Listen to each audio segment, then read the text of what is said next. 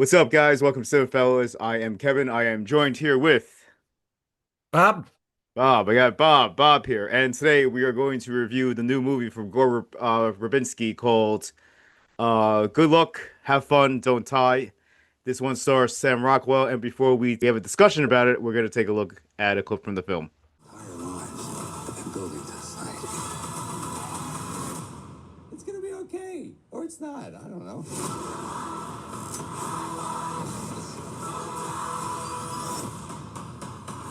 So, in this film, we have Sam Rockwell who just appears in the diner full of people who he has met before, saying, I need six of you to come on an adventure with me. Some of you have come before, some of you don't make it, some of you I really connect with, some of you I don't like. And this time, in this basically, in this section of the story, whatever you want to call it, we have the six people who are behind Bob in his picture. And, some of those people include, Tempo, Zazie Beetz, Michael Pena, Haley Richardson, and I don't know the other two on the, above your left shoulder yeah, I'm on the not sure. I corners. don't know them Yeah, either. I forgot their names, but they basically go on an adventure, and this whole thing's about AI and the dangers of AI and, what it means for humanity, both present and in the future, what's going to happen, and which will probably happen. We'll probably see in our lifetimes, Bob, Yeah. about what AI is going to do to people's minds. But the most important thing is, what did you think of it? I love an obscure movie. I love a movie. I love cult classics. This is a cult classic in the making. I thought it was really well written. Um, Sam Rockwell knocks it out of the park. He is the heartbeat of this movie. There are moments where Sam is not on the screen, and those moments work, but not as well as when he's on it. Juno Temple does great. I felt she was really good. Sam's the heartbeat. My favorite part of this movie, honestly, is the during during the mission, we have everyone's background story showing us what they're bringing to this moment. And I thought that was very much needed. And I feel that if it's not for that, we don't understand anything. But again, Sam Rockwell is the backbone of this entire movie. Yeah, I agree. Sam Rockwell, he has an Oscar. He won for one of my favorite movies, The Three Billboards Outside of Ebbing, Missouri. And he's old. I don't know how old he is. He's probably close to 50, right? Yeah, he's got to be. Yeah, and he has so much energy. His energy, like for someone half his age. I mean, he made the movie Moon watchable. It's just him entertaining himself, you know? Yeah, and it's incredible. Like, because that whole first scene when he's in the diner, that is like 10 minutes straight. And I Mhm. assume they took multiple takes of that scene, and Rockwell never loses the energy in any of those takes. The energy flows through all those takes a similar way. And also, I don't think he stops and takes a breath at all during that whole monologue, that whole scene. It feels like, honestly, it feels like a theater production. Yes. The way he's moving, the way he's integrating everything, it feels like he's moving across the stage. And you don't see many things do that. I know it sounds weird, but you don't see a lot of people monologue anymore. No. And in this very long monologue, for lack of a better term, I mean, it's literally what he's doing. He's utilizing everything. He's stopping mid-sentence saying, no, not you, blah, blah, blah. Hey, don't forget you do this. The one where he's like, we have a real will they or won't they thing, but you always betray me in the end. Like, he doesn't breathe at all. And like you said, it's this amount of energy that immediately draws you into the movie and makes you now the seventh member of this tribe to see if you can save the world. I don't think did he dance? Because I know he always tries to dance in his He movies. always dances. Honestly, even if it wasn't a dance, the way he still slid on the floor and stuff, all of it was very well executed. Yeah, but there was, I just thought this movie was a little too long. I know you like the inclusion of all these people's stories. I thought some of their stories were interesting, while some of them dragged. Obviously, I have a bias. Um, I kind of got freaked out with the Michael Pena story because that is exactly how it is to be a teacher with the phones. Yes, So I was gonna text you, are you going on a sabbatical? yes. And it's real, man. It's real, and it's insane. Like I know it's done through a very like funny, very heightened comedic filter, but That's how it is with the phones, man. It's hard. It's hard to teach. Not like when we were kids and we may have had a flip phone. That's it. Oh man, you're younger than me. I nope. We, no, there Oh, was oh, wait, you're older than me? I thought you were no. I got a couple years on you. Yeah, there were no flip phones even. We had pagers. pagers. Okay, you are older than me. Oh my God. Yeah, our pagers were taken away because we must be drug dealers if we had pagers in school. Yeah. But I thought I like Zazie Beetz. Zazie Beetz was very good. And she has a great performance. The blonde, I don't know. Juno Temple, by the way, absolutely heart-wrenching backstory. Yes. Her backstory is there are moments in her backstory that made me audibly gasp or just kind of react. And how you were said in the beginning with this being about AI and the implications of the future and the present, her story is showing all of the desensitization we have as a community towards this brutal, I don't want to say brutal world we live in, but this brutal climate we currently live in, where, I mean, we can't say anything spoiler wise, but like she goes through a huge ordeal, and the nonchalantness of everybody else around her really makes you go, fuck, this is where we're at. That's where we're at.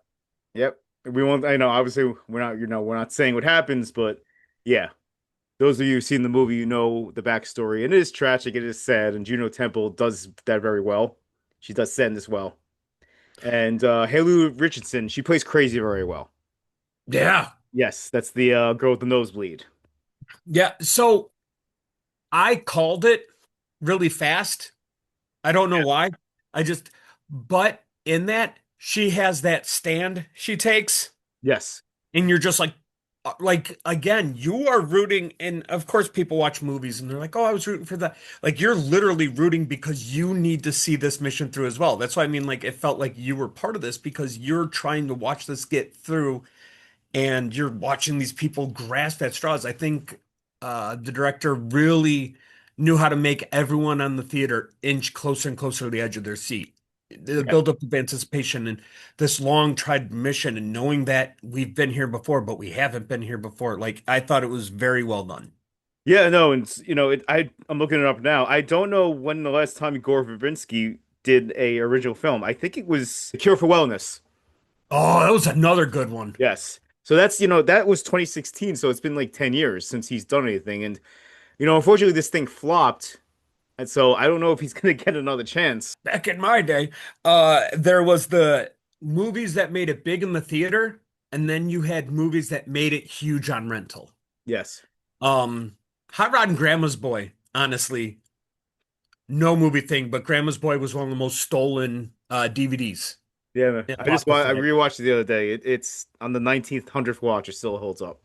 And this movie is going to be the cult classic. This movie is going Hey, to live wow. on in niche. Like as soon as I got out, I'm like, well, this isn't for everyone, but those who really connect with it. This is going to be on the show. As soon as this is on physical release, I'm grabbing it. Yeah.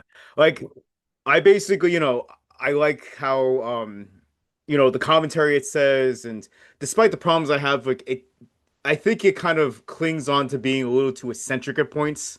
Hmm. Yeah. Oh, But 100%. yeah, but it was nice to see a movie by a good director, because Gore Verbinski is obviously a good director that is original, that has something to say. I made it up. I know there were things I didn't like about this movie, but I didn't hate it.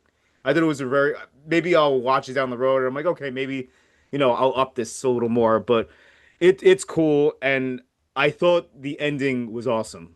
We won't tell you what the ending is, but there's a certain animal in this movie that's a hybrid, but that's all I'll say. But I thought that was so fucking cool. So, the big thing about the ending and parts of this movie in general, I'm a big believer in speaking things into existence. Yeah, So when everything's happening, I was just like, this, like, it almost gave me a seal of victory. Like, see, I told everyone, speak things into existence just by anything. All in all, it's not the best movie of the year. It's not going no, to win any awards. However, this is a cult classic. I'm trying to compare it. SLC Punk is another movie that not a lot of people have seen, but those who've seen it love it. You know what I mean? And this is this is another movie like that. Like this will be one of my favorite go-to watches for a while. Yeah, and also, I want to give credit. I know we don't know their names, the ones right next to you outside of Haley Richardson. I thought they were good too. It was the Uber driver and the woman who just wanted pie. I thought they were good too. And both of them I liked, again, just the connections that everything had. I like a, you know what? I sometimes I wonder if I like these movies a lot because of the substance stuff like that, or the fact that it's so original and we don't get that anymore. Yeah. I loved Sinners. Everything about Sinners was great, but also it was something new. People, oh, Dust to Dawn, stuff like that. Like Sinners had so many layers to it Oh that yeah, when you no, yeah. stripped it down, it wasn't so much an actual vampire movie, but it Oh was no, stripping it. it was a I thought history it was lesson. fantastic. No, it's a history lesson.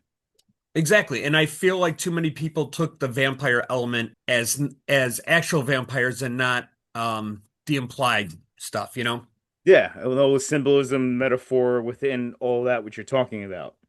Right. But Juno Temple, it's funny because she hasn't been in a lot, and so coming off of Ted Lasso and stuff to see her not be Kaylee was a lot of fun. Um Michael Penn, honestly, on almost everything I see, I like him in it. I have Yes. never been like I don't like him because he's a chameleon. He can morph into anything and what he needs to be in that session. Yeah, no, Michael Pena, like I think they should have for the Marvel movies, when they moved on to the next, I think they should have had that character that he played in Ant-Man do a quick Oh yeah. summary. You're right, he's a chameleon, and he's never boring to watch, and he's not boring to watch in this movie. None of those six people behind you are boring in this movie. Mm-mm. None of them. And They all yeah, brought something new to the table and something, and a lot of it is told in their backstory. This person goes through this, this, and this. This is how this will be vital towards the success of the mission. yeah. And again, it's new, it's something interesting, and we need to be out there and watching these movies so more people can have I don't know, the inspiration to be like, well, maybe I could put my story out there. I'm Or tired of the more. same old, same old. Or more people cannot say the thing of there's nothing original out there. No, Hollywood Exactly. doesn't do like this is something original. So go pay for it. I know it's not really in theaters. Like I had to like basically go to like a little rinky-dink theater to see this because it's not really in major theaters anymore. Oh, But this is what I'm talking about.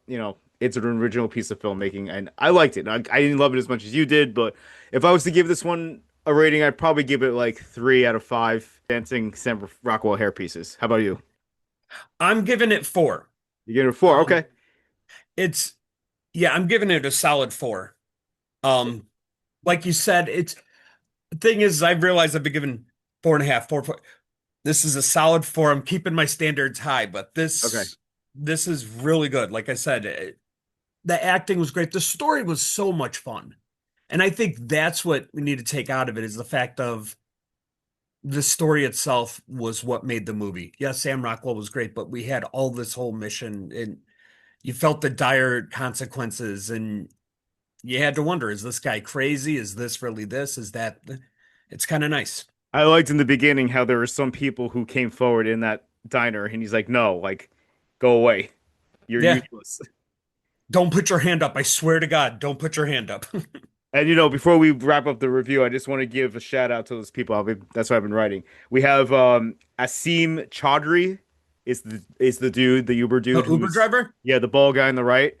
And Georgia Goodman is the pie woman who is right next I to him. just wanted pie. Yes. Yeah. So I wanted to shout them out because they were good in this movie. I enjoyed. They were, they're the lesser known of those six. So I just Yeah, wanted to give them credit. the Uber driver has quite the arc. Yes. He has Yes. But quite the character arc.